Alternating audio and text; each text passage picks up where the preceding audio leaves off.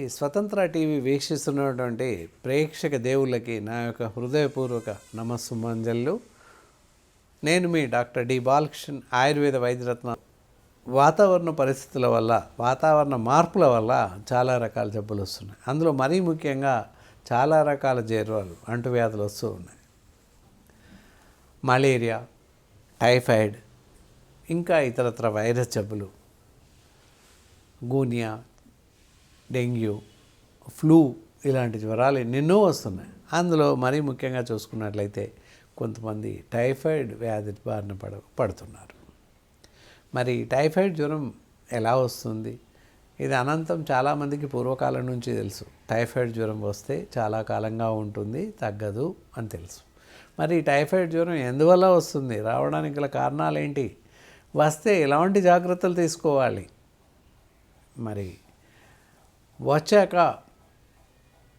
ఆయుర్వేదంలో దానికి సరిపడేటటువంటి ఔషధాలు ఉన్నాయా? ఎలాంటి వైద్య చికిత్సా పద్ధతులు ఉన్నాయి?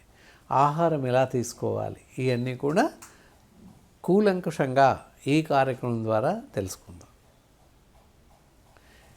ఇక్కడ మరీ ముఖ్యంగా రాకుండా జాగ్రత్తలు అని చూసినట్లయితే మిగిలిపోయిన ఆహారాన్ని తీసుకోవడం, అలాగే శీతల పానీయాలు సేవించడం, బయట తీసుకునేటటువంటి ఆహార పదార్థాలు తీసుకోవడం, ఇలాంటివి ప్రధాన కారణాలు అవుతుంది. నీరు, ఆహారం, గాలి, ఈ ప్రధాన కారణాలు టైఫాయిడ్ వ్యాధి రావడానికి, టైఫాయిడ్ జ్వరం రావడానికి. ఎందుకంటే గాలి ద్వారా వస్తుంది, నీటి ద్వారా వస్తుంది, ఆహారం ద్వారా వస్తుంది. కాబట్టి జాగ్రత్తగా ఉండాల్సిన అవసరం ఉంటుంది. ఇది ఒక రకమైన వైరస్తో వస్తుంది. వైరస్ అనగానే అందరూ కరోనా అనుకుంటారు, కాదు. చాలా రకాల వైరస్, బ్యాక్టీరియాస్ ఉన్నాయి. ఇక్కడ టైఫాయిడ్ రావడానికి కారణమైన వైరస్ పేరు చెప్తాను. సాల్మోనెల్లా టైఫే అని చెప్పేసి అంటారు. ఇలాంటి వైరస్తోనే టైఫాయిడ్ జ్వరం రావడానికి అవకాశం ఉంది. మరి మనం తీసుకునే ఆహారం జాగ్రత్తగా తీసుకుంటూ ఉన్నట్లయితే ఈ వ్యాధి బారిన పడే అవకాశం ఉండదు. కానీ ఎప్పుడైతే ఈ జ్వరం వస్తుంది, ఎలాంటి లక్షణాలు కనిపిస్తాయి అని చూస్తే 104, 103 టెంపరేచర్ ఉంటుంది, శరీర ఉష్ణోగ్రత. జ్వరం వచ్చే కన్నా ముందు శరీరం అంతా ఒక రకమైన షివరింగ్కి, వణుకుకి లోనవుతుంది. జ్వరం వచ్చే కన్నా 10 నిమిషాల ముందు నుంచే ఒక వణుకు, శరీరం అంతా ఊగిపోతూ ఉంటుంది.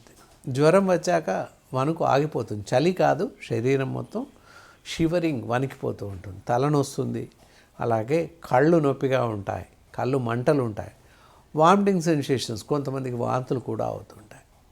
ఇలాంటి లక్షణాలు సర్వత్రా కనిపిస్తాయి.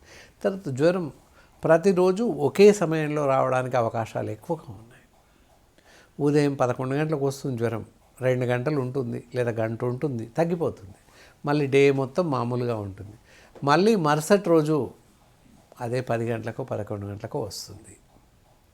ఈ విధంగా టైం బీయింగ్ అనమాట, ఎవ్రీడే సమయం పాటిస్తూ ఉంటుంది. ప్రతినిత్యం ఒకే సమయంకి, కొంతమందికి మధ్యాహ్నం 2 గంటలకు అవ్వచ్చు, సాయంత్రం 4 అవ్వచ్చు, రాత్రి 8 అవ్వచ్చు. అలాంటి పర్టికులర్ టైం మెయింటైన్ చేస్తుంది ఈ టైఫాయిడ్ జ్వరం. కనుక ఇది టైఫాయిడ్ జ్వరం అని మనం గమనించవచ్చు. మనకి శారీరకంగా తెలిసిపోతుంది. రోజు ఒకే సమయానికి రావడం, జ్వరం వచ్చే ముందు శరీరం అంతా ఊగిపోవడం, చలితో వణికినట్టుగా వణికిపోతుంది. చలి కాదు. జ్వరం వచ్చాక శారీర వణుకు తగ్గిపోతుంది. మరి ఇలాంటి పరిస్థితి ఉన్నప్పుడు దీన్ని టైఫాయిడ్ అని మనం అనుమానించాల్సిన అవసరం ఉంటుంది. ఇంకా కొంతమందికి గంటకు వస్తువు తగ్గిపోతూ ఉంటుంది. రోజు మొత్తం గంటకి వస్తువు తగ్గిపోతూ ఉంటుంది. కొంతమందికి ఆల్టర్నేట్ డే ఫీవర్ వస్తుంటుంది. టైఫాయిడ్లో 2 రకాల జ్వరాలు ఉంటాయి. ఒకటి టైఫాయిడ్ ఫీవర్, ఇంకొకటి పారాటైఫాయిడ్ ఫీవర్. కాబట్టి అదా ఇదా అనేది మేము గమనిస్తాం. మీరు చెప్పినటువంటి లక్షణాలు కానీ లేదా ఇతరత్ర అవసరం ఉన్న రక్త పరీక్షల ద్వారా కూడా తెలిసిపోతుంది. ఏ పరిస్థితుల్లోనూ 4 రోజులు, వారం రోజులు దాటకముందు ఈ పరీక్ష ఇది టైఫాయిడ్ జ్వరం అని గుర్తించడం కష్టమవుతుంది మీకు మీరుగా. 2 రోజులు 3 రోజులు ఇదే విధంగా వస్తుంది అంటే తప్పకుండా వైద్యుల్ని సంప్రదించండి. అంతేకాని జ్వరం ఉందని జ్వరం గోళీలు వేసుకోకండి. అది చాలా ప్రమాదంగా అని ఇంతకుముందు మనం వీడియోలో కార్యక్రమాల్లో కూడా చెప్పాము. కాబట్టి ఇక్కడ కూడా అలాంటి మాత్రలు వేసుకోకూడదు, జ్వర మాత్రలు అసలు వేసుకోకూడదు.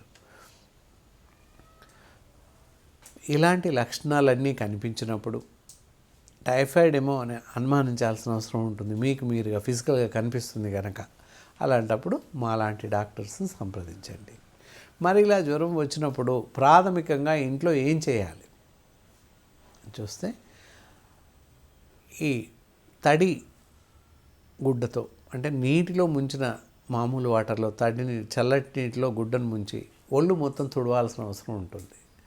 జ్వరం వచ్చిన ప్రతిసారి నీటిలో గుడ్డ ముంచి తుడపాలి, ఇంట్లో మొత్తం ఒళ్ళంతా తడపాలి. అలా ఆ విధంగా చేస్తూ ఉంటే జ్వర తీవ్రత తగ్గే అవకాశం ఉంటుంది. అలా చేస్తూనే తప్పకుండా వైద్యుల్ని సంప్రదించాలి. ఎలాగూ చేస్తున్నాం తగ్గిద్ది అని నెమ్మదించడానికి అవకాశం లేదు.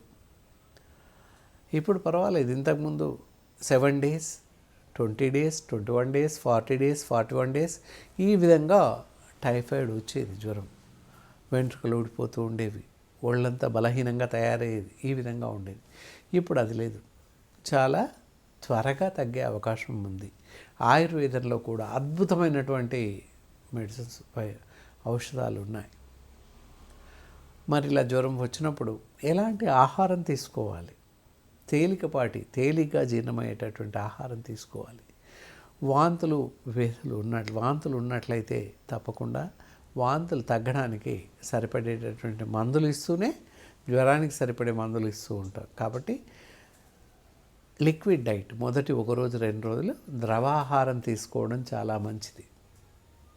పళ్ళ రసాలు, పాలు, అలాగే జావా, ఇందాక చెప్పాం బార్లీ నీళ్ళు అవ్వచ్చు, సగ్గుబియ్యం జావ అవ్వచ్చు, గోధుమ నూకుతో చేసినటువంటి జావా, ఇలాంటివి తీసుకోవడం సర్వత్రా శ్రేయస్కరం. మొదటి 2-3 రోజులు జ్వర తీవ్రత తగ్గిన తర్వాత వైద్యుల సలహా మేరకి మామూలు ఆహారం తీసుకోవడం మంచిది.